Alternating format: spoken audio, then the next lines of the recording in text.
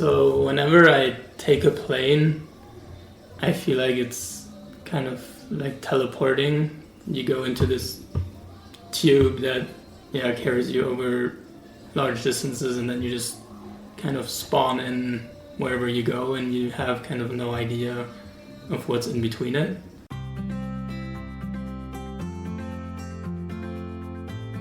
Welcome to Cafecito Travel Talks with Tony Lloyd.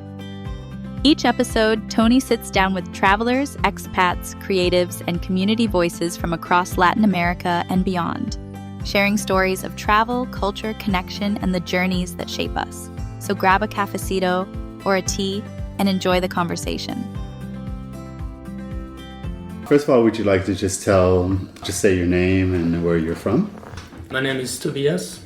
Tobias, welcome. Thank you. And I'm from Switzerland.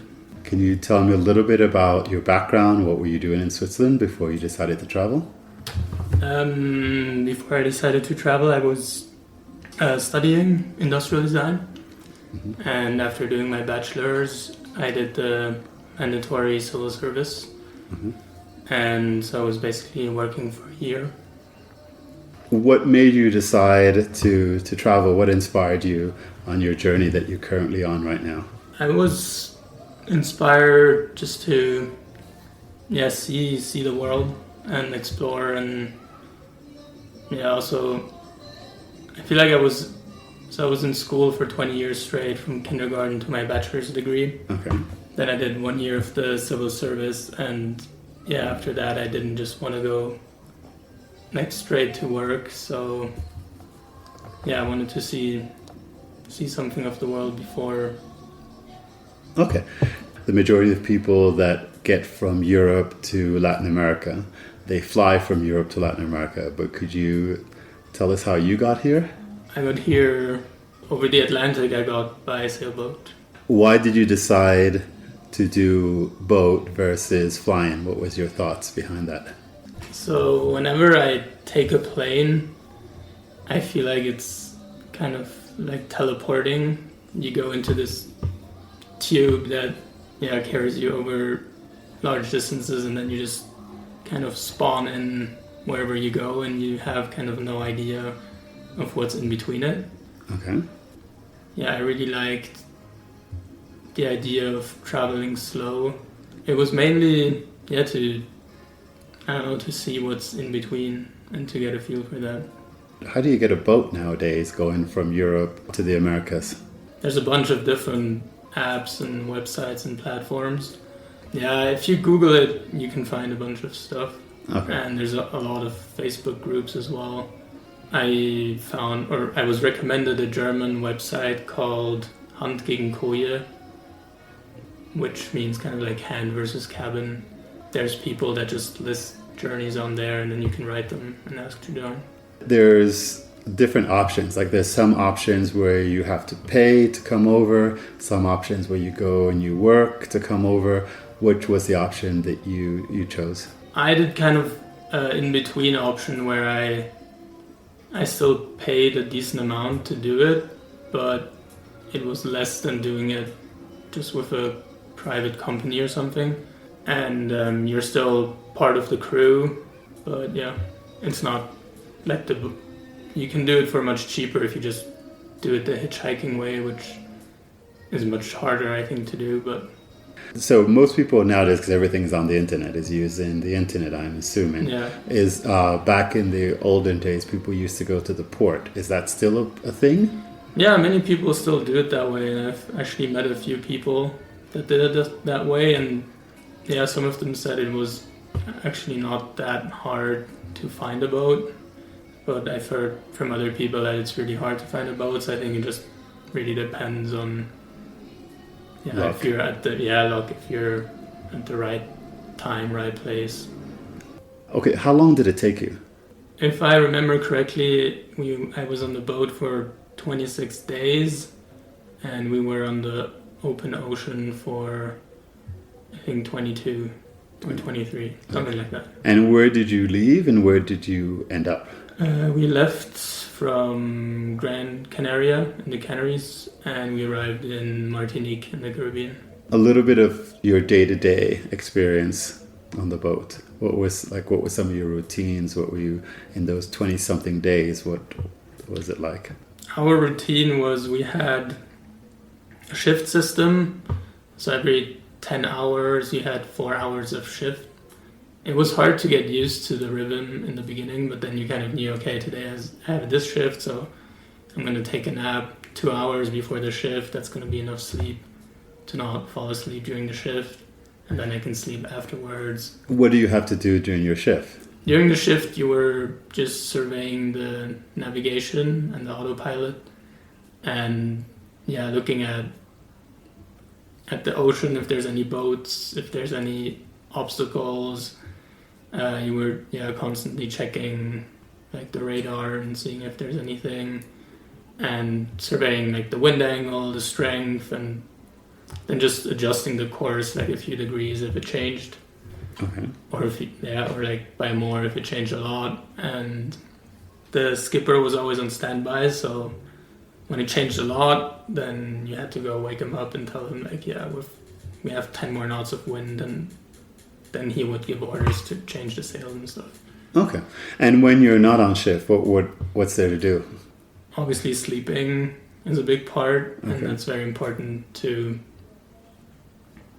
sleep enough and not be tired on the shifts, because it's in the night shift it takes like a lot to stay awake, and you have to always be concentrated because it could change at any time. Mm-hmm. Also because you're moving the whole time and there's waves the whole time, like that's also tiring for you. So it was a lot of sleeping, then cooking, making meals, did a lot of reading, watched some movies that I downloaded beforehand, played games with the other crew members, we did like group workouts, just a bunch of time also just staring at the ocean, watching every sunset. Okay. And how many people were on? We were 8 people in total. Do you remember a moment, like a wow moment, while you were out there on sea? What was it a highlight on the sea?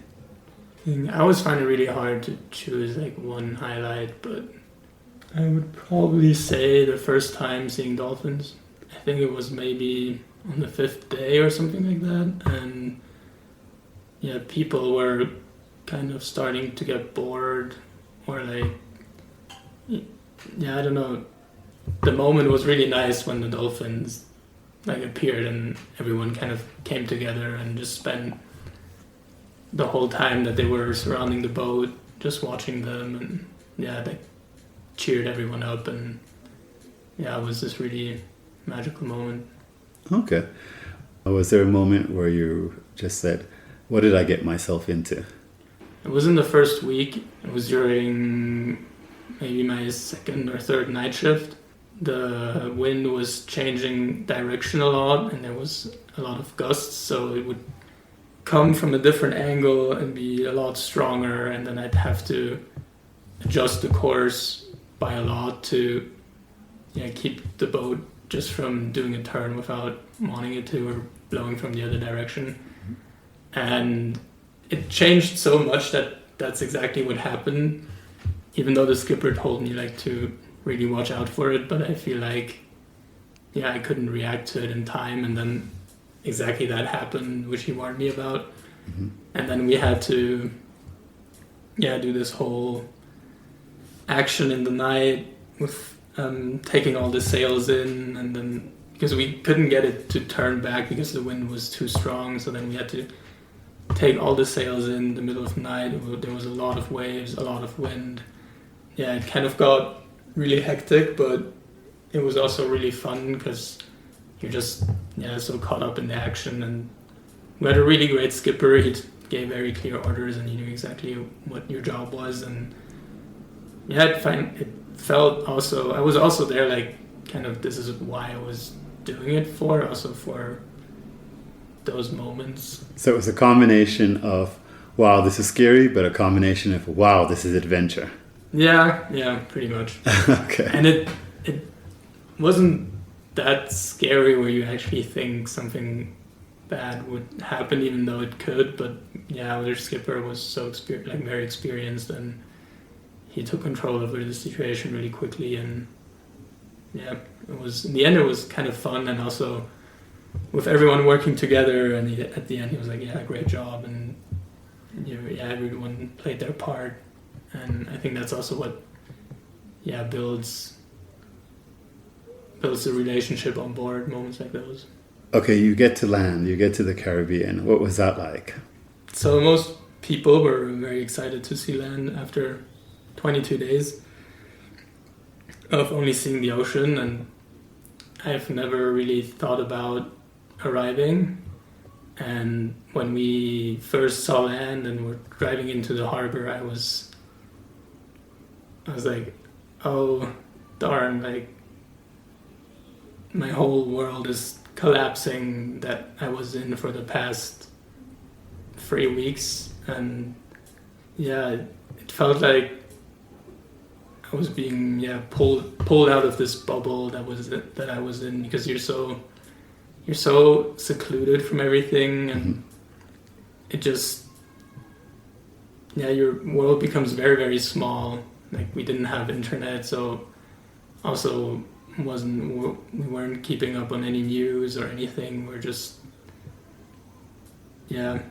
out on the ocean having our routine, and then as soon as I saw the harbor and I saw other people, I was like, oh, and now I have to reintegrate into society, and there's back to reality. Even just having to order food at a waiter, it all felt kind of weird, and I felt very, very comfortable in that tiny little world out in the ocean. You landed in Martinique, you said? Yep. Okay, and then after that, what was your adventure like? Where did you go next? I think I stayed for 2 weeks with 3 other girls that were on the boat. We kind of continued on together on Martinique. Then I stayed in the Caribbean for a while. I went to Guadeloupe, and from there to the Dominican Republic. Mm-hmm. And then after the Dominican Republic? After the Dominican Republic, I went to Colombia. And now you're in Ecuador. Now I'm in Ecuador, yes. What has stood out so far to you? Yeah, a bunch of things.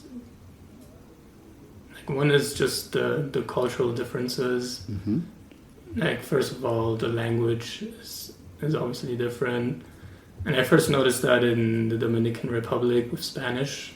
I was kind of surprised how few people spoke English, and at that point I was like, okay, I need to learn Spanish.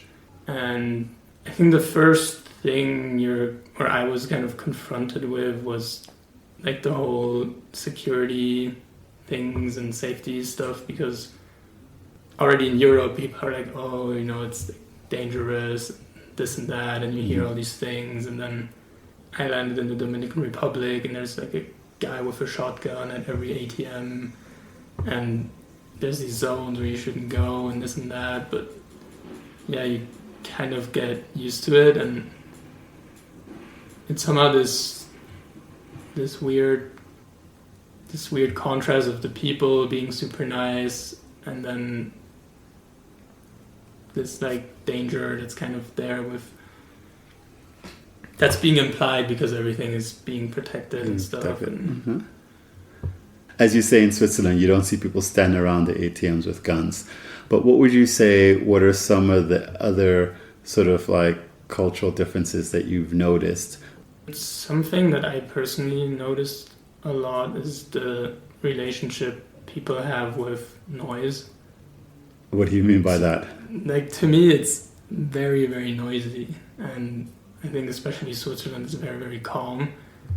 And I kind of noticed how much I need calmness, and how much I cherish tranquility. And here it's a very different relationship, I think, to noise in general. Okay. So was there a moment where you had an interaction with somebody along the way that you're like, this is really interesting, this is different than my day-to-day life? already the small like juice carts that are on the street in the cities that we don't really have in Switzerland. Or it's just seeing how people live. There was one moment where I was walking along the beach in the coast in Colombia, and there were these fishermen that they were fishing just using the nylon cord wrapped around their finger with a hook and something as bait, and so they didn't have a rod or anything, and they were swinging that like a lasso and throwing it into the ocean, and it was like a very, very basic form of fishing. And I don't know, that was a very interesting moment. Okay. And what was one of your biggest challenges so far? I think something I really learned was kind of trusting my intuition and my gut feeling, which I thought at home that I was pretty tuned into, but while traveling, there's so many new impressions. You meet so many people that live their life differently, that travel differently, that have done different things, that recommend you things to do. And in the beginning, I tried to kind of be open to everything, and then doing some things that my gut feeling was like I had a bad feeling about doing it, but then because I wanted to be open to the experiences, I still did it, and then some bad things happened, and then I was like, I should have just listened to my gut. What would you say the worst thing happened to you? Probably getting my phone robbed. That's not good. Like, it wasn't a violent robbing or anything. It was something very common that happens at the carnival in Colombia. Funny moment while you've been traveling? One that comes to mind immediately is, because we just talked about the sailing thing, was I was there on the shift with the other person that I had it with, and we had this moment where we're just looking out at the ocean, and then I think she just asked like, where the frick does all this water come from? Like, it's like a really stupid question but I don't know, we just both really started laughing because it felt so surreal being out there for so long and just these endless masses of water, and that was a very funny moment. Okay, no, I can see that. I can see that as being funny. Like, what have you learned about yourself on this trip? That's a big question. I think, a lot of things. Okay. I've learned to go with the flow more, and just be open to experiences that back home I would try to avoid. But while traveling, I feel like it's a lot easier to try new things. I learned also to listen more to my intuition, and listen more to what I kind of need, or what I feel like my body needs, or what I need spiritually at the moment. And I think it's easy, or to me it felt very easy to really take that freedom of doing what feels good for you at the moment. Okay. You said that Peru is your last stop. What does home look like? What are your thoughts going home? I'm just really, really excited to see my family, see my friends. I don't really have any plans when getting home. I'm just gonna kind of come back to what I left, and it's gonna be interesting. I like that I don't have anything planned when I get home, so I'll be kind of lost when I come home, but something will present itself. Okay. I'm sure. 20 years from now, what do you think would be the one thing that you'll remember most about this journey? I think the freedom you have while traveling, not being caught in any system in a way of work or something. And yeah, it's just total freedom. Like, I could just decide to do whatever I felt like doing without really needing to think about any obligations. Or I recently had this thought where I was like, oh, when I get back home and I have a job, I won't just be able to leave at any time I want and do whatever I want. Okay, understand that. Well, thank you. Thank you for taking the time. Thank you for joining me. Thank you. Thanks for having me. You're very welcome.